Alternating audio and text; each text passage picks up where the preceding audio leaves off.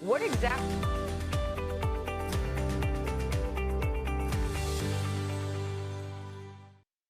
Welcome to Ladies of Another View on Beck. I am Mary, and I'm joined today by Emily and Lori. And we have a guest in studio. It is Jean Grainer from Heartland Invest. Welcome to the show, Jean. Glad to be here. Thanks for having me on. You are so knowledgeable when it comes to the markets. Whenever anybody says, hey, do you know Jean? Well, of course I do. I do.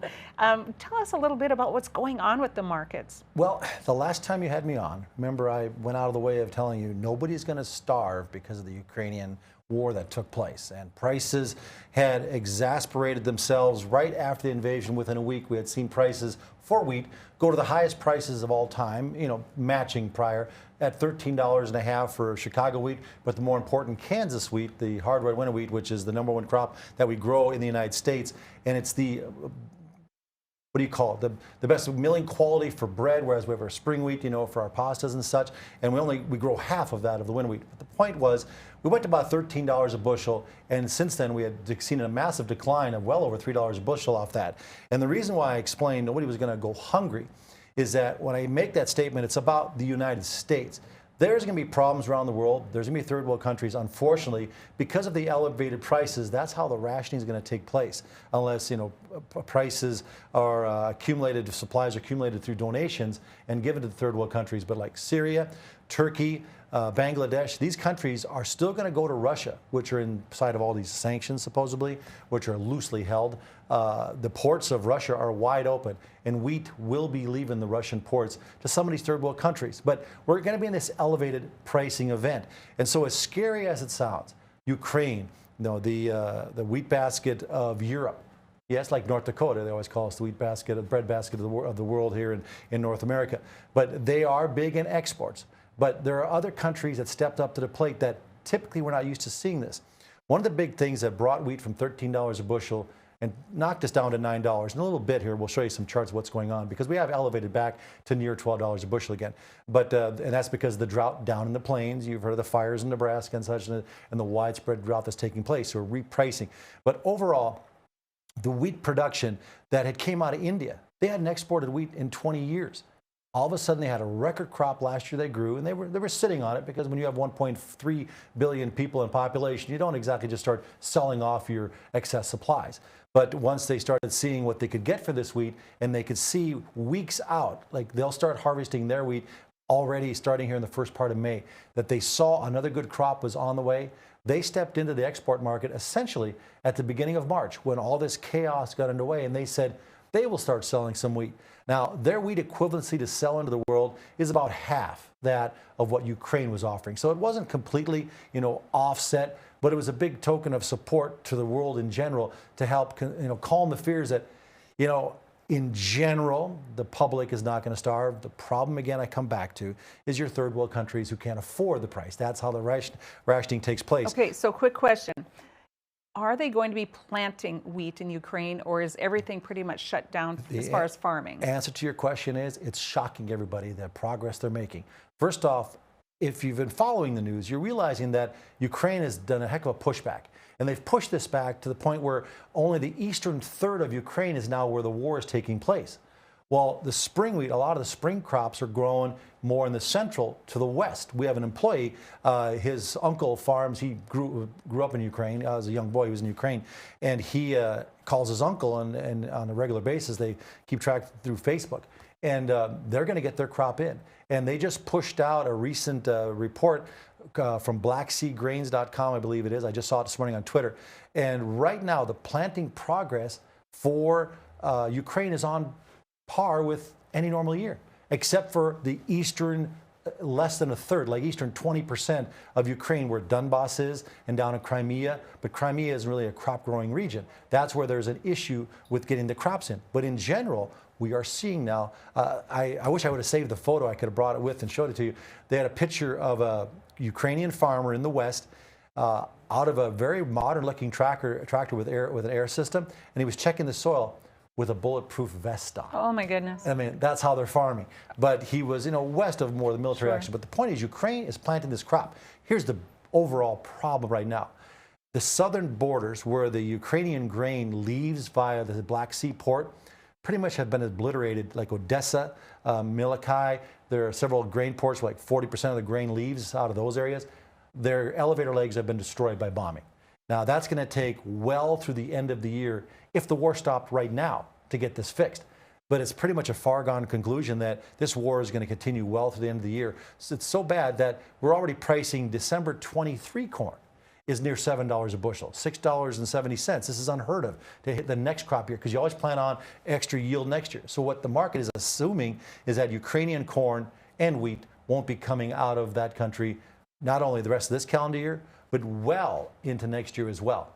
But the world itself has priced in the shortfalls that we had. Now we go to North Dakota, and as we know all about the blizzards and extreme blizzards, and this weekend I have it on good authority through private weather sources that I subscribe to. North Dakota in some areas is going to get dumped with another, like Bismarck's going to get over 2 inches of rain, and when the rain starts through next week, about 2 inches. So again, there's no planting going to be taking place. Flooding in the east. There's concern now with corn that preventive plant may become an issue because the soils aren't going to firm with flooding in the east and such. We doubt we're going to see planting until May 5th. Maybe that'd be the soonest date. And that date can be pushed because we could come in next Monday and see another front come through. But May 25th is your preventive plant deadline if you're going to capture the insurance or move on or keep planting. Because if you keep planting, you lose production per day after your optimum dates is what's taking place. So that's what the corn market is pricing in on overall food. Now, coming back to the wheat market, we had seen this spike price, and I brought some charts with it. Maybe we can pop this up. So we only have a minute, so we'll get to this first one quickly. We'll start and we'll come back. You'll note that $13 high, and to the bottom of the chart there, you can see an arrow inside of an orange circle. That was the start of the invasion. So you can see how quickly the market priced the concerns, and one could say probably overpriced it. So then once we heard India was going to sell some wheat, the market collapsed for the rest of the month and actually bottomed out under 10. And now we're recovering. And that $13 high occurred about a week and a half after the invasion. Actually, it was 2 weeks to the day after the initial invasion. And of course, the subsequent price decline was substantial because India stepped in. They announced they would be making export sales. And there was also the hope that the Ukrainian war wasn't going to last too long. Well, that has changed the elements. But the recent price rise that we're seeing again, which is basically you can see how we've recovered half of the losses since the price high. The market is consolidating. But it's factoring in the value that our western hard red winter wheat crop in Kansas, western Oklahoma, Texas Panhandle, eastern Colorado is pretty much shot. And the realities of that is pretty much priced into the market. And what we're feeling is that the tendency for wheat prices right now are peaking in the $12 range on Kansas, $12 range for spring wheat, that in order to elevate even higher now, we would follow world prices because one reason why the U.S. will not run out of wheat is we are always the premium wheat to the world. Ours is always more expensive than everybody else's because we're the warehouse to the world. Only when the world runs out do they finally come and buy from us. And so in order for us to go back up to $13 a bushel, it's not about the drought in Kansas or the fires in Nebraska anymore, and about whether spring wheat would get planted here in North Dakota, because we just received some news this morning from Canada. Stats Canada, which is their version of the USDA, told us this morning that the Canadian wheat crop, they're going to plant 1.5 million acres more than last year. Total all wheat acres planted up there are 25 million acres as opposed to 23.5 million acres last year. And that's 1 million acres more than what everybody thought yesterday was going in. So even though North Dakota may come up with some spring wheat acres getting missed out on, maybe go to row crops, Canada's more than happy to step in and take up for that. Now, there's rains also up there too, but at the same token, they're not as direly wet as we are. And funny fact about Canada is they're closer to Alaska than we are, and their days are much longer. So once that spring wheat grows and gets going, they have better producing days than we do. That's why they can pull off growing because they have longer, their heat units are more compiled during the day than we have. It's just a matter of getting warm. But they have more sunlight than we do as we get towards the June 21st through August 21st. They have more sunlight than we hope to. But that said, the price of wheat is likely stagnating now, especially with the moisture that we've seen. Everybody knows once you get that wheat in the ground, if you get about 4 to 5 inches of water, you just need a couple rains of an inch, you know, in late May and in June, and you got a crop. Yes. Now, whether a record crop, well, that takes more rain. But the point is the crop is on the way finally. Also, keep in mind that when we have droughts in North Dakota, it's like summer fallow. You've put down the fertilizer for the prior crop, but it never leached away. The soil basically somewhat barren, even though it produced something, but it didn't produce what it could have. It's almost like summer fallow. So you're going to see better yields this year than you would have normally had last year because of the summer fallow factor. That's interesting, especially because fertilizer's through the roof too, so people wouldn't have to put as much on. Yeah, so based off their agronomists who work with them, they could probably make these adjustments. So continue on the wheat concept. I'm going to go to the next chart that we had brought. And whoops, that was the wrong one. That was just my quote page. Maybe I sent you the wrong one. So go to the next chart. This is the US dollar. Now, this is important when we talk about wheat and corn, beans, and soybeans. Now, this is the US dollar monthly chart. Now, I want you to note to the far left where I labeled 2001. That's when the US dollar was very strong. The Federal Reserve embarked on its hating of irrational exuberance under Alan Greenspan, and they raised interest rates 14 quarters in a row. And the US dollar was very strong. And if those that remember 2001 as a farmer, grain prices were cheap. You know, wheat was selling for under $3 a bushel. Corn was like $1.50. Crude oil sold for $11 a barrel, and I'll forget, December of 1999. Remember the Prince song, Party Likes 1999? Oh, yes. I put gas in my vehicle for 99 cents, okay? So this was the destruction of the US dollar, you know, what it does to commodities. It deflates them. Now, I want you to follow your eyeball from that 2001 high to the bottoms into 2008 through 2011. This was extreme prosperity for North Dakota.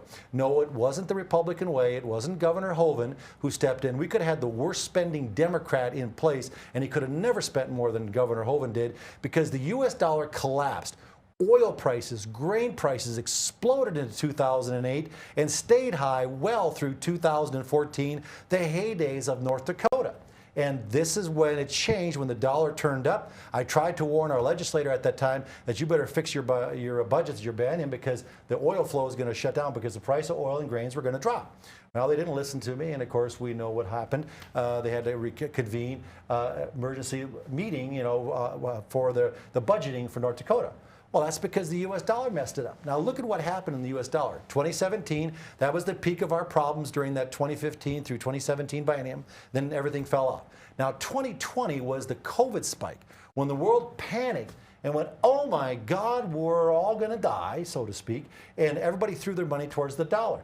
But as soon as we showed we were going to print up the wazoo $10 trillion, the U.S. dollar collapsed from those values into the 21 low. And now here we are, coming back up again. Why are we coming back up? We're still spending money. This is because of the perception that the Federal Reserve is going to start raising rates aggressively. They meet in May next week, and they're going to raise interest rates 50% basis point, you know, 0.5%. And then June, the rumor is 0.75%. And by the time we get to the new year of 2023, interest rates are about 3.75%. They're anticipating. This is throwing value to the dollar because in order to get public debt or buy debt in the U.S., you have to convert your yens, your marks, your francs to U.S. dollar to buy it. Well, so the money flows to the U.S. dollar, and it's kind of a saving grace for the politicians for the value of the dollar because of this rising interest rate factor that we're leading the world for interest rate hikes. We're the place to go right now. But isn't there was a report out within the last month or so that Russia didn't want to trade with the U.S. dollar anymore, that they wanted... That's true. Actually, the Russian ruble is becoming one of the better better currencies in the world. We only have a couple minutes. Okay, go ahead. So let's put a wrap on what I was just showing. The reason why I showed you that dollar is that dollar, when it's down, it's good for commodities. When it's up, it's bad for commodities. So keep in mind, we're dealing with this pricing of shortfall in grains right now, but there will be a day where this strong dollar hurts us, as there will be no exports, likely even to China, as they'll opt for cheaper Brazilian beans again and buy all the Brazilian beans and deal with the Canadians, you know, buying their spring wheat rather than buying our spring wheat. And that's mostly the Japanese, but that's where our problem arises. This dollar gets so strong, we go back to where we were in the 80s when we couldn't sell anything and we had surpluses as far as the eyes could see, because our dollar back in the 80s was at par 60. I showed you a dollar at par 0.4. That is what the 80s were about. And so with that, we have to deal with the short term. Prices are good, and farmers need to look at this as an opportunity to really cash in, because interest rates are going to start raising havoc on the economy. And let's just say land prices are going to be hard to go higher when these rates are starting to jump considerably. All right, you know, we're going to give you a couple extra minutes just because I want to talk a little bit about the investments, about the rubles, about the U.S. dollar.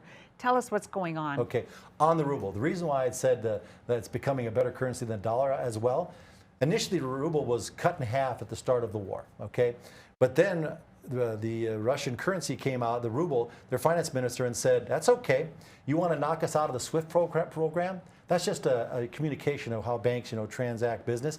He said, we'll sell you our wheat, 28 countries that want, or our oil, but you're going to buy it in our rubles or gold or Bitcoin. And so that threw support back into Bitcoin, that threw support back into gold, and the ruble has essentially recovered all its losses since the invasion occurred, because now you have countries like China that are making alliances with Russia, and all the dirty dozens, your Iran, your Syria, your Turkey, all these smaller countries, they're going to do business with Russia to get their oil and to as well get their the wheat. Even India is still going to do business with Russia to get their oil. And so that is how the Russian ruble has came back and became strong. If I could have bought Russian rubles, I'd have gladly bought Russian rubles. I just can't. So just in a minute, tell us. It's backed by gold, by the way. Ours isn't. Yeah, what a shame. What a shame. So then tell our viewers, what is a good thing to invest in? Because everyone's afraid of the US dollar right now. Where should they put their money? 1 minute or less? Yeah, here's the thing. Will Rogers said the best investment advice ever was, it's not the return on my money I'm worried about, it's the return of my money. You go through these transition periods where equities, like the stock market was down again sharply today. Movement to there can be out, can be to just cash, because going into gold right now is not necessarily a good factor because it's struggling with the strength in the dollar. Going into interest-bearing assets right now is fine, but make it very short duration, because whatever you buy right now, as interest rates go up, your principal doesn't climb with it. And so Joe, go short duration, because in several months you'll be able to roll your rate higher on security. And in the meantime, you just got to weather the storm, as the stock market's going to have a tough period, I think, now. How about silver? Silver is the poor man's gold, okay? Silver, there's guys that should go to jail for telling you to buy silver all the time because it's going to all-time highs. It was $50 40 years ago, hit $50 10 years ago, and today it's $23.50. I've been telling people the silver, it's a commodity. It's a need. There are things that we need for silver for, and in the green environment, it's supposed to be thriving, but it's not. The silver commodity, they always seem to be able to have just enough that they can use. Plus, the central banking system has a way of short selling silver with thousands of contracts. To those that ever traded silver, they know what I'm talking about. Silver is very manipulated, but it's not one of those investments I'm drawn to. Right now, I would rather go to short-term, very low-paying interest rate investments. It sounds bad, but hold your principal for a while.